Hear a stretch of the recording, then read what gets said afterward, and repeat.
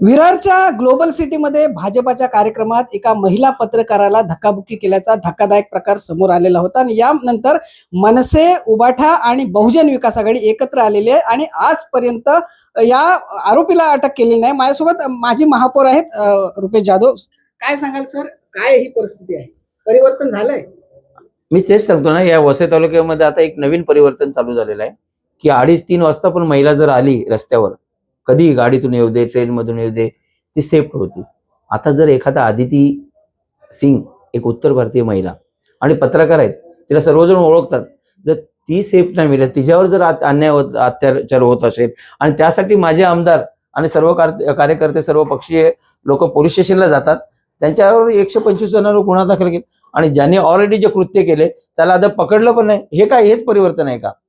जरी असंच अशा आदिती, आज तिच्यावर अन्याय झाला, अत्याचार झालेला आहे, आम्ही सर्व एकत्रित आलेलो आहे, असे बीजेपीचे पण एखादी कार्यकर्ता असेल, एखादी सदस्य असेल आणि त्या महिलावर जर अन्याय अत्याचार झाला, आम्ही सर्व तिच्यासाठी पण धावणार। आज तर फक्त आम्ही बाईट दिलेले आहे, जर का त्याला जर पकडलं नाही तर हे आंदोलन मोठं होणार आहे, एवढे मी बोलतो। या ठिकाणी जर पकडलं नाही आरोपीला तर आम्ही मोठं आंदोलन करू, असं बहुजन विकास आघाडीचं म्हणणं आहे। काय सांगाल, आज तुम्ही आक्रमक झालेला आहात?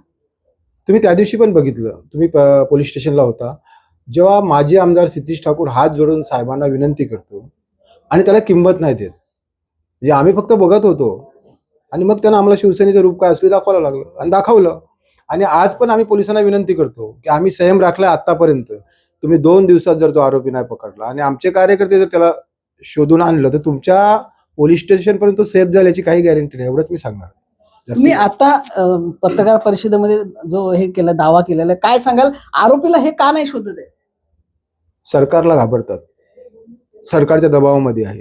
मी त्या दिवशीही सांगितलं, हे पोलीस सगळे दलाल आहे तेही सांगितलं आणि मग तेव्हा आमच्यावरती गुन्हा दाखल केले। असे मी तर पोलिसांना सांगतो, छोटे मोठे गुन्हे का आमच्यावर दाखल करता, मोठे गुन्हे दाखल करा तर मजा येईल। आणि Janardan Patil jail, police station हे सगळं नवीन नाही माझ्यासाठी, त्याच्यामुळे मी घाबरणारा नाही। मी आता पण सांगतो, त्याला शोधा 2 दिवसात, माझे कार्यकर्ते ज्या दिवशी शोधतील त्या दिवशी मग तुम्हाला जबाब द्यावा लागेल, एवढंच मी सांगणार आहे। या ठिकाणी आपल्यासोबत अविनाश जाधव, मनसेचे नेते। एरवी मनसेवरती उत्तर भारतीय विरोधी अशी छबी आहे, उत्तर भारतीयांबद्दल आक्रोश असतो, काय सांगाल? मला असं वाटतं, मी परत सांगतो, माझे अनेक मित्र उत्तर भारतीय, मी या आदितीला आज ओळखत नाही। आदितीला मागच्या 4 वर्षापासून पत्रकारिता करून पाहतो। ज्यावेळेला ती पहिल्यांदा उत्तर प्रदेशमधनं वसईत आली आणि तिने तिचं काम सुरू केलं होतं, अतिशय प्रामाणिक काम करणारी मुलगी। अनेक वेळेला तिने आमच्यावरही टीका केलेल्या आहेत। याचा अर्थ आम्ही तिच्या अंगावर नाही ना गेलो, तिला धक्काबुक्की नाही ना केली। प्रभू श्रीरामांचं नाव घ्यायचं, अरे ती पण प्रभू श्रीरामांच्याच जन्मभूमीतनं आलेली आहे मुलगी, आणि त्या मुलीला जर मुंबईमध्ये येऊन जर अशा प्रकारे वागणूक देणार असाल तर मला वाटतं ते योग्य नाहीये।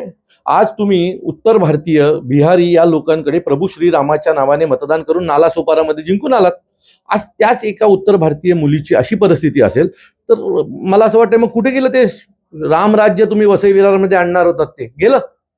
ती मुलगी सतत सांगते, ज्या वेळेला ती बाईट घेत होती त्यावेळेला सतत प्रभू श्रीरामांच्या घोषणा देत होत्या। तिने देखील प्रभू श्रीरामाची घोषणा दिली आणि म्हणाली, अरे मला धक्का लागतोय तुमचा, एवढंच म्हणाल्याच्या नंतर तो मुलगा मागे वळाला, त्याने तोंडामध्ये गुटखा की काय भरलं होतं, ते तिच्याशी बोलताना सगळं तिच्या अंगावर हे करायला लागला। किती क्लेशदायक असेल हे सगळं। आणि त्याच्यानंतर त्याला त्यांचे पदाधिकारी पळवतात तिथनं। त्याच्यानंतर पोलीस स्टेशनला गुन्हा दाखल करण्यासाठी ती 2 दिवस गेली, गुन्हा दाखल झाला, त्यांना अरेस्ट करावं म्हणून वसई विरार मधले सर्व विरोधी पक्ष, इतर सामाजिक संस्था, 1000च्या वरती लोक तिथे गेले। त्यानंतर आमचे जनामामा असतील, इथले माजी खासदार क्षितेश ठाकूर, माजी आमदार क्षितेश ठाकूर साहेब असतील, या सगळ्यांवर गुन्हे दाखल झाले। 125 जणांवर गुन्हे दाखल झाले, पण तो एक आरोपी काही पोलिसांना भेटलेला नाही। आमची पोलिसांना विनंती आहे, एक तर तुम्ही शोधा, म्हणजे तुम्ही नीट त्याला पोलीस स्टेशन पर्यंत घेऊन जाल, पण आमच्या तिघांच्या हाताला जर लागला तर तो नीट पोलीस स्टेशन पर्यंत येईल याची खात्री आम्हाला नाही। या ठिकाणी जर पोलिसांनी या आरोपीला पकडलं नाही तर आम्ही जर शोधून आणला तर तो नीट जाणार नाही। त्यामुळे पोलिसांनी दाखवून द्यावं, हे पोलिसांचं राज्य आहे आणि पोलिसांचा कायदा आणि सुव्यवस्था आम्ही राखू। त्यामुळे या संपूर्ण प्रकाराकडे पोलिसांनी गांभीर्याने पाहावं, असं सर्वच पक्षाचं आणि सामाजिक कार्यकर्त्यांचं म्हणणं आहे। स्नेहा विश्वकर्मासह विजय देसाई, न्यूज 18 लोकमत, विरार।